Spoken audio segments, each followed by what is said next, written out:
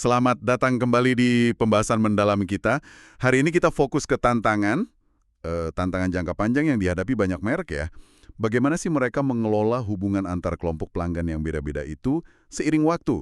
Nah, kita bakal gali bagian 3 dari buku The Growth Dilemma. Betul sekali.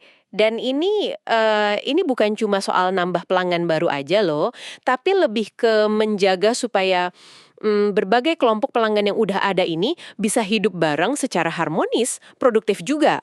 Apalagi kan pasar terus berubah, preferensi juga.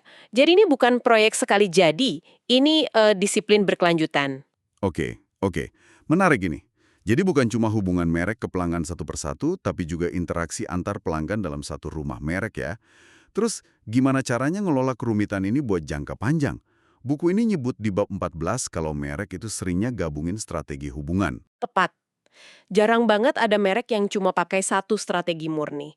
Misalnya, cuma bangun komunitas terpisah pakai pagar gitulah. Atau cuma komunitas terhubung pakai jembatan, atau cuma hierarki pemimpin pengikut pakai tangga. Kenyataannya, mereka seringkali campur aduk ini semua, berlapis-lapis. Kayak arsitektur yang, ya lumayan canggih lah. Contoh paling gampang mungkin Nike kali ya. Mereka kan jelas banget tuh pagarnya antar cabang olahraga. Beda banget kan dunia pelari sama pemain basket. Persis, itu strategi komunitas terpisah mereka yang paling kelihatan. Itu pagar utamanya. Tapi coba deh perhatikan, di dalam tiap komunitas olahraga itu, Nike itu bangun lapisan lain lagi. Ada struktur pemimpin pengikut, atlet elit jadi panutan, terus ada penggemarnya, atlet amatir, kayak sepatu lari deh. Ada yang super mahal yang dipakai juara dunia, nah terus ada versi yang lebih terjangkau buat ya kita-kita ini. Itu kan tangga aspirasi namanya. Oh iya bener. Terus ada juga aplikasi kayak Nike Run Club atau SNKRS itu. Itu berarti masuknya komunitas terhubung dong ya. Tempat para pengguna bisa ngobrol, pamer lari, bahkan tanding virtual gitu kan. Wah, jadi ini beneran kayak bangunan kompleks ya. Ada pagar antar ruangan gede, tapi di dalamnya ada tangga status sama jembatan buat interaksi. Analogi yang pas itu. Pagarnya buat jaga kebutuhan unik tiap kelompok, biar nggak campur aduk. Tangga buat memperjelas, ini loh panutannya, ini yang terinspirasi. Nah, jembatan itu buat hubungin mereka yang punya minat sama, biar saling nguatin. Kayak di aplikasi tadi. Ini bikin Nike bisa layanin banyak segmen tanpa bikin gesekan yang berlebihan lah. Sambil tetap ngasih nilai unik buat tiap grup. Kampanye susu Milk Pip juga mirip strateginya. Mereka targetin ibu sama remaja kan, beda tuh, dipisah itu pagarnya. Tapi buat narik remaja, mereka pakai figur atlet atau gamer, nah itu pemimpinnya, buat narik pengikut di segmen remaja itu. Oke, paham. Kalau gitu strategi berlapis ini kedengarannya kokoh banget ya. Tapi kok buku ini ngingetin di bab 15 kalau kerjaan ini, si manajemen hubungan segmen atau SRM ini malah nggak pernah selesai. Kenapa gitu ya? Bukannya kalau udah nemu formulanya, ya tinggal jalanin aja. Justru itu masalahnya. Medan perangnya, maksudnya pasar, selera pelanggan, bahkan makna merek itu sendiri, itu terus berubah, nggak statis. Apa yang berhasil kemarin, belum tentu loh cocok hari ini. Lihat aja Starbucks deh.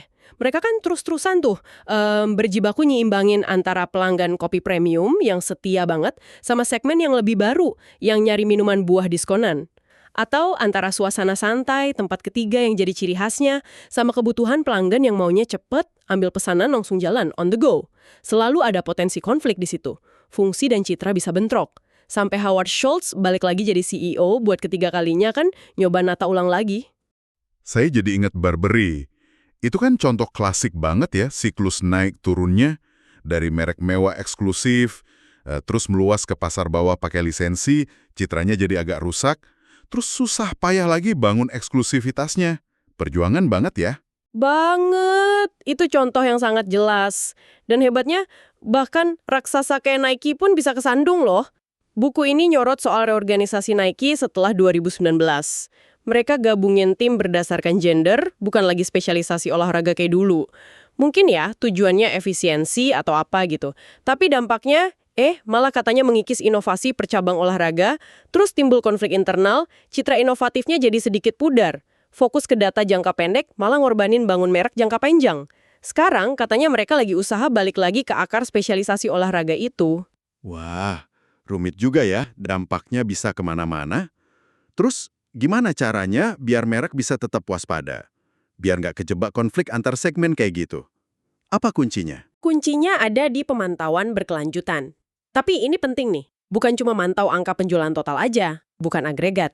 Yang krusial itu melacak sentimen sama kinerja per segmen, dan lebih dalam lagi, berbasis nilai. Maksudnya, apa sih yang sebenarnya dicari tiap kelompok pelanggan dari merek Anda? Nilai itu masih relevan nggak? Masih terpenuhi nggak? Jangan sampai kayak Lacoste dulu, hampir mati karena terlena penjualan jangka pendek Maik, padahal di baliknya ada konflik citra yang parah. Oke, jadi pantau sentimen per segmen berbasis nilai. Ada lagi nggak selain itu? Perlu juga ada semacam pos pemeriksaan operasional yang rutin. Gampangnya gini, tiap kali mau bikin strategi baru buat satu segmen, timnya harus secara sadar nanya, gimana nih dampaknya ke segmen lain? Ada potensi benturan nggak? Entah benturan fungsi, citra, identitas, atau bahkan ya ideologi. Pertanyaan ini mesti jadi bagian wajib lah dalam proses ambil keputusan strategis. Harus ditanyain terus. Jadi jelas ya, ngelola hubungan antar segmen pelanggan ini emang kerjaan dinamis. Butuh strategi berlapis. Ada pagar, jembatan, tangga tadi, plus kewaspadaan tanpa henti. Lewat pemantauan sama pemeriksaan rutin itu. Ini bukan cuma taktik pemasaran sesaat ya, tapi udah cara pandang fundamental soal gimana pertumbuhan yang sehat dan berkelanjutan itu dibangun. Tepat sekali. Dan ini penting banget untuk Anda pahami. Kenapa?